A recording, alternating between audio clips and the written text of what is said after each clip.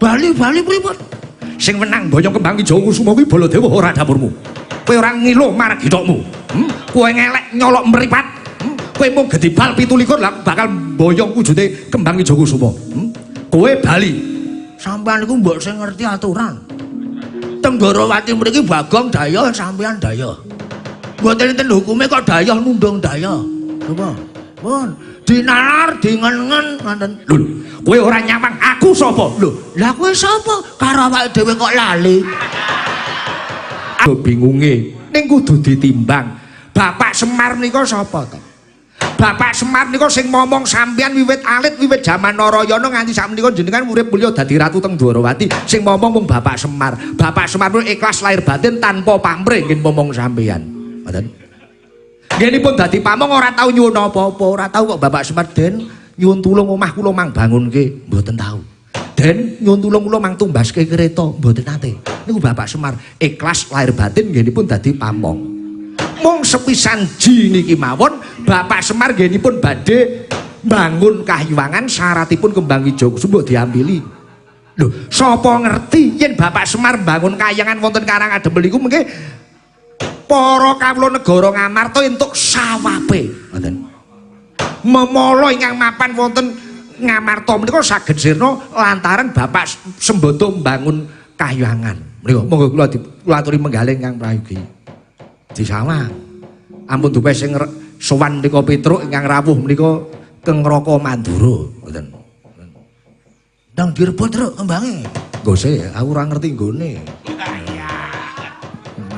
Gose, santai kok, santai. Oh. Lah niku kedatipun penggalih niki. Kula ngerti niki padha abote, padha abote. Nek kudu iso milah-milahake. Kira-kira kembang niku sing gawa Bapak Semar menika mengko dadine piye iso ndayani kamulyan katentreman menapa mboten. Petruk sowan wonten Dwarawati menika elek-elek nggih dadi duta ning dutanipun Bapak Semar. Padha duta. Petruk dadi anak lanang. Ana tetembungan rawi-rawi rantas malang-malang butuh. Kudu iso ngerampungi gawe. Yen pancen Petruk bali enten Karangadem ora nggo kembang Wijaya Kusuma, isin kula, malu kula. Nah, tenan pun. Sing dadi pepalang sinten mawon. Tetep kula singkirke. Ampun mulih kok Ratu Mandura Sinun Baladewa, ambak dewa medhun saka Kahyuwangan kula mboten wedi. Petruk, biasa.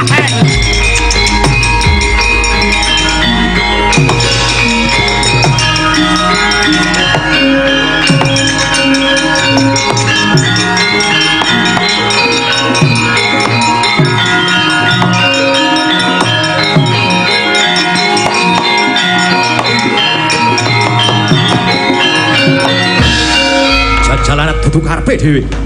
Rembug mono ngarepe Yai Ndrawati nyenyamah marang Ratu Mandura. Purwomadya usana aku sing ngerti apa sing dadi karepanmu anggo pusuhan ana Ndrawati bakal ngambil kembang Wijaya Kusuma. Iya apa ora? Yen kowe sing ngeman nyawamu, kowe bali Petruk. Iye Gang iki Gang. Sinuwun Baladewa nesu tenan elek. Lho. Mengapa takut? Wah, ora sumbut ora cocok karo sumbare ngarep. Nek wedi mundur.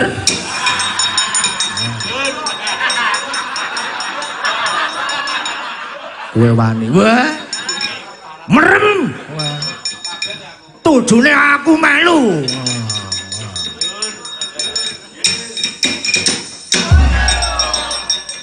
Piye? Ngomong piye? Basa nang ngarepe Sun Mandura kudu basa. Percuma tak basani. Ning jaba jotosan iki. Rugi.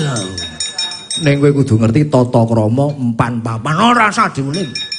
Omong pripun sampean? Yen pancen kowe ngeman nyawamu, kowe Bagong kudu bali. Bali pripun? Sing menang boyong kembang Wijaya Kusuma kuwi Baladewa ora dapurmu. Kowe ora ngilo marang githokmu. Kowe ngelek nyolok mripat. Kowe mung gedibal 17 lah bakal boyong wujude kembang Wijaya Kusuma. Kowe bali. Sampeyan iku mbok sing ngerti aturan. Tenggorawati mriki Bagong daya sampeyan daya. Mboten enten hukume kok daya nundung daya. Napa? Pun dinalar dingen-ngen ngoten. Lho, kowe ora nyawang aku sapa? Lho, lah kowe sapa? Karo awake dhewe kok lali. Ratu Mandura Prabu Baladewa. Wis ngerti sing arane tukang parkir ya sapa? Lho piye? Aku kakange Kresna. Padha, aku adine Petruk. Ya, Truk. Sing hati-hati wis ora rater kowe, Truk. Tak atasane dhewe. Kowe ora cocok karo omongmu arep. Wis. Kowe kudune nyembah, kowe kudune ngajeni karo Baladewa. Lah ora mamak rebupu kaya ngono kuwi wani adu sakacap karo Baladewa. Sampeyan niku tak ajeni monggo. Menungsa niku kudune ajen ning ngajinan daya dinayan masinamadan niku bener. Ning kaya sampeyan iki wau tak kritik kleru sampeyan. Kleru ku mapan ana ngendi? Ora ngajeni daya padha daya. Bener sampeyan niku ratu ning nek teng Mandura mriko. Ngoten. Nek teng Mandura mriko sampeyan perintah Bagong, kowe kudu nyawang karo aku. Aku kuwi ratu, sembahan aku. Ngoten niku kena. Nek teng mriki ndak boleh, ndak boleh. Sampeyan dadi ratu kemaki, dadi pejabat kemaki, sok nek pensiun duyuhi cah cilik-cilik modar sampeyan. Wis, ora kajen, ora kajen. Wong sing duwe kembang mon meneng mawon kok. Sampeyan mau padha-padha arep nyilih. Lah kok iyik arep geger. Bagong, Non. tak gawe giri sayembara. Pripun sayembarane? Cilik padha kuwatane gedhe sing nglangkai bangkene Baladewa boyong ning Panggi Jogosumo. Kecepetan. Mbok sing alon-alon wae. Kula niku nek cepet-cepet ora seneng kula. Dimatke alon-alon jauh sanggusu. Ngoten.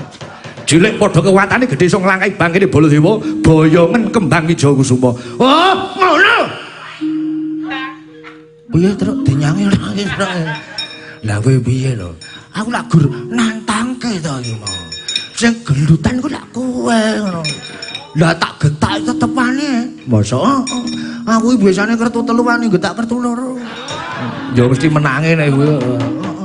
Iki tak getak kok isih menteleng wae. Wah, wis Ngeten. Niki timbang ora rampung-rampung. Tinimbang ora rampung-rampung. Sayembarane sampean pripun? Petruk. Cilik padha kuwatane gedhe iso nglangkai bangkene Baladewa. Boyongen kembang Wijokusuma. Oh nggih. Siap. Ibarate sampean sing ngendang kula sing njogeti, sampean sing nantang kula sing ngladeni. Yen pancen ngajak gelut ampun teng mriki golek nggon sing jembar sing metu jaba buka-buka.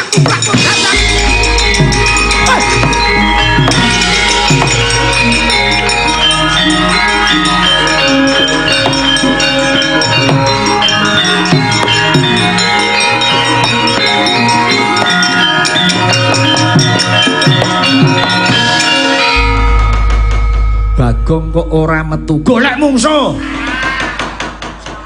Sapa ngerti kakange apa adine ora trima? Lho, adine iki aku. Oh, nggih nggih. Kula lali nek nonton Ndarawati niku adine nata Mandura. Mohon disori. Iya Bagong. Aku kuwi sejatine ewuh Bagong. Ewuh napa? Sunatan napa mantu? Rasaku lho sing langsung ngoten. Ngomong kali Bagong niku kudu cetha, kudu jelas, transparan. Kudu jelas, pirsa jelas? Apa kuwi jejeri gelas? Niku kancane jeli.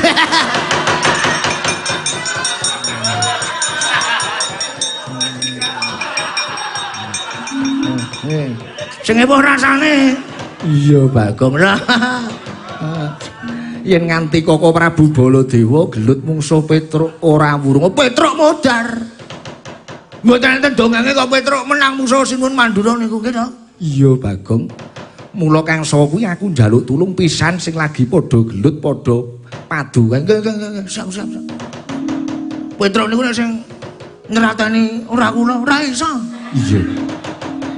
Angel kok niku seraten-seraten ae. Iya. Nyuwun pamit. Iya Bagong sing ati-ati. Nggih. Luwe Kang Raka. Wah, Kang Raka Mandura niku piyayine kaya lilin, gampang murup ning gampang lilih. Sapa sing iso nglilihke? Bagong. Iya Bagong. Nyuwun pamit sing ati-ati. Nggih. Sampeyan duwe perasaan napa mboten?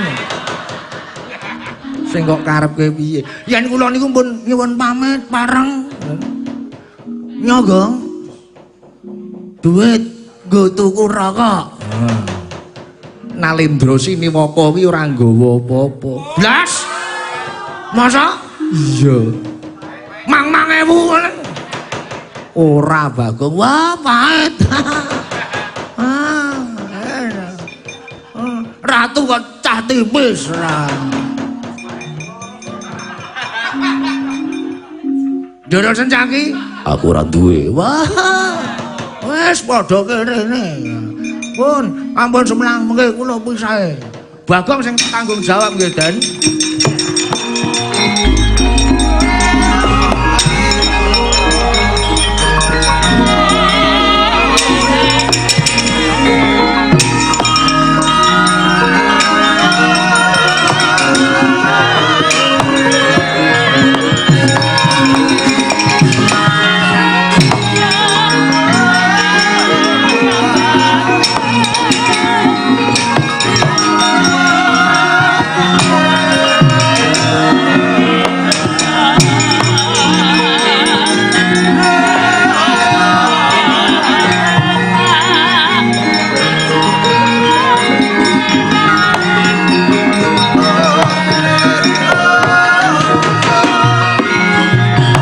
Pundi menika Kanjeng Dewa Jidine kahanan Dwarawati kados mengaten ulup samba apa dene Nyai Sentyaki wonten dawuh Dwarawati beteng ana sing kandel jagang ana sing jero kahanan iki gawe tentrem sirepen sing padha Bandawala mati Nyai napa nggih ngestuaken dawuh Ora Bu.